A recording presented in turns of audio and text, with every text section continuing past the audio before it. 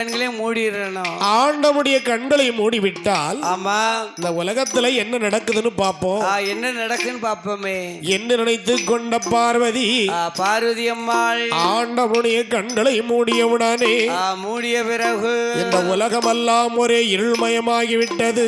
இருளாகிவிட்டது. உலகத்திலே உலாவி வரக்கூடிய ஆமையா எறும்புகள் முதல் யானைகள் வரைக்கும், பறவைகள் முதல் பட்சிகள் வரைக்கும், ஊர்வன பரப்பன பாலூட்டி இனங்கள் எல்லாம்